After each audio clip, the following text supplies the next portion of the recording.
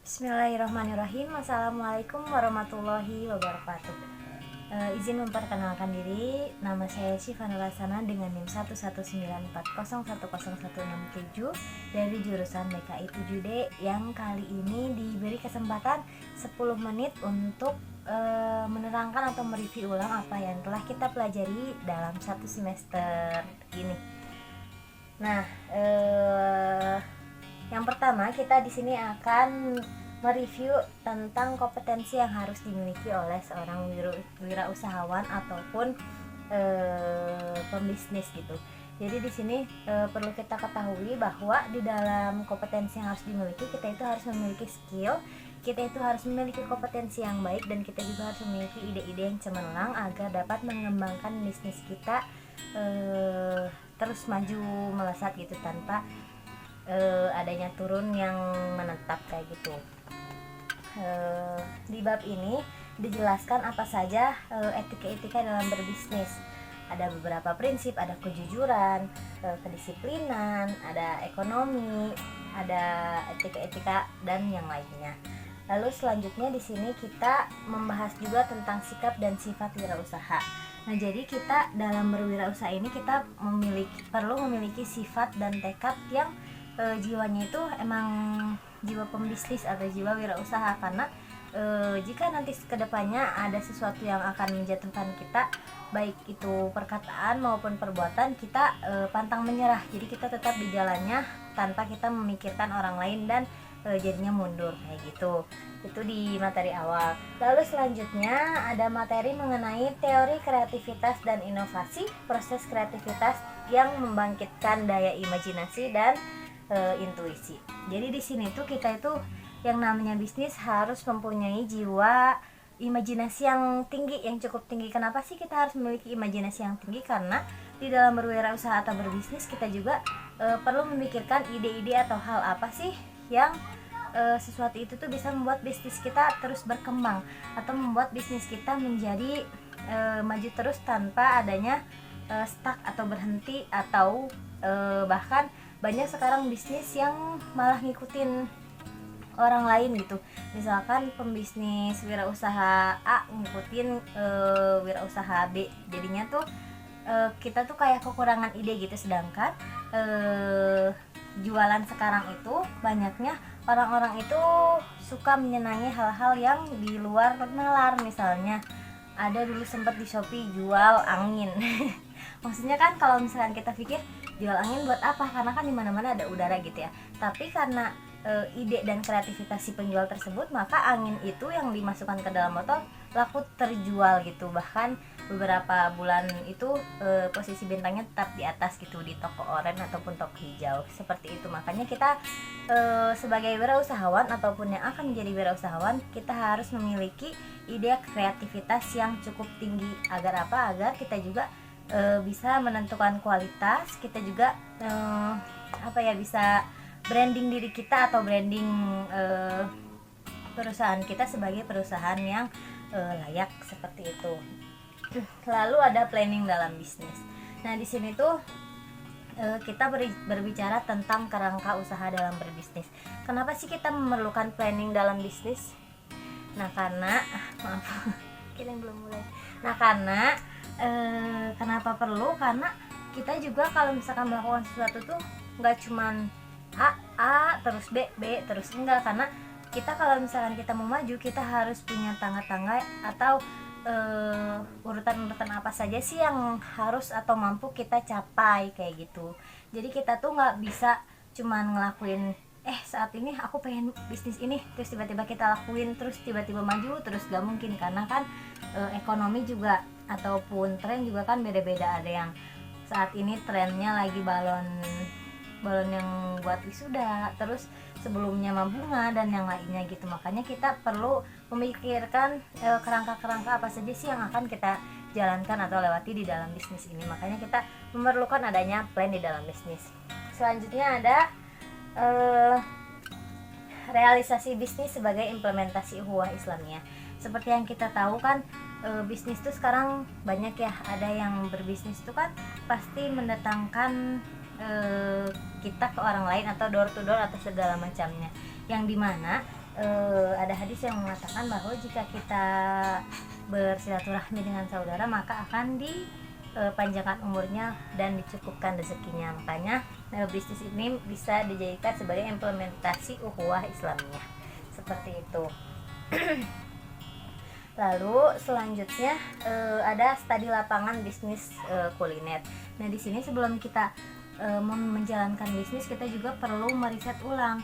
Kita misalnya mau melakukan bisnis keripik kaca nih, kita tuh harus meriset ke beberapa pedagang atau penjual ataupun pebisnis lainnya yang memang mereka sudah tahan beberapa tahun yang lalu. Kenapa kita harus melakukan riset itu? Karena kita juga agar mampu mencatat apa sih peluang di bisnis ini, terus hal buruk apa sih yang akan terjadi kalau kita melakukan bisnis ini dan yang lainnya. Makanya kita harus terjun langsung untuk melihat secara langsung bagaimana bisnis yang akan kita jalankan saat itu. Lalu selanjutnya pada bisnis ini tuh, pada studi lapangan kita harus mengetahui 4 tahap. Yang pertama startup, yang kedua ada build up, build part, dan kematangan. Jadi sebelum kita langsung menjalankan bisnis, kita harus menjalankan 4 tahap ini sampai ke tahap pematangan. Kenapa? Karena agar kita meyakinkan mau menjalankan suatu bisnis tertentu. Lalu selanjutnya ada jalan menuju wirausaha sukses. Nah ini tuh bisa kita lihat di cerita-cerita Meridiana atau bahkan Khairul Tanjung atau yang lainnya, yang memang beliau itu merupakan wirausahawan yang sangat sukses. Oke, selanjutnya ada tentang strategi pemasaran produk dalam meningkatkan penjualan. Nih, di strategi ini tuh ada 2, ada soft selling dan hard selling. Apa sih soft selling? Jadi soft selling itu ngejual pakai bahasa biasa dengan cara yang biasa, sedangkan hard selling itu menjual pakai bahasa yang menarik dengan cara yang tidak biasanya. Makanya biasanya dalam penjualan ini hard selling itu lebih cepat laku dalam penjualan ataupun segala macamnya. Karena apa? Karena kalau misalkan di soft selling, contohnya kayak kita lagi buka warung atau yang lainnya, yang pelanggan datang, kita menjual dan sebagainya. Sedangkan kalau misalkan hard selling mah, jadi kita bener-bener kayak bazar, atau kita ini diskon beli 2 gratis 3 atau sebagainya.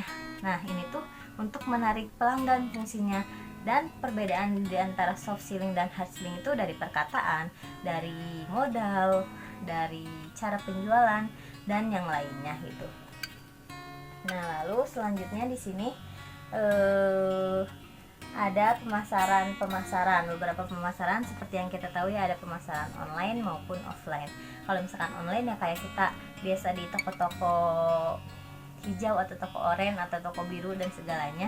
Kalau misalkan offline mah kayak di warung atau kita door to door atau sebagainya. Lalu di sini ada implementasi teori pemasaran terhadap praktik lapangan. Nah di sini tuh kita tuh harus mengetahui apa sih pemasaran. Jadi pemasaran itu suatu proses dengan individu-individu dan kelompok untuk mendapatkan apa yang mereka butuhkan. Nah, dengan 3 unsur. Yang pertama ada unsur orientasi, penyusunan kegiatan, dan kepuasan konsumen. Jadi kita ini kalau misalkan mau berbisnis harus mengetahui implementasi apa atau teori apa yang berpengaruh terhadap praktik nanti kita di lapangan gitu. Terus di sini ada juga proses bisnis dalam kewirausahaan. Di sini tuh meliputi proses produksi, proses pemasarannya, terus pengembangan sumber dayanya kayak gimana, terus proses distribusinya kayak gimana, dan yang terakhir keluhan pelanggannya kayak gimana. Jadi sebelum kita melakukan sebelum kita melakukan evaluasi, kita juga perlu melakukan hal yang 5 ini kayak gitu, dari mulai produksinya gimana, pemasarannya gimana, dan yang lainnya.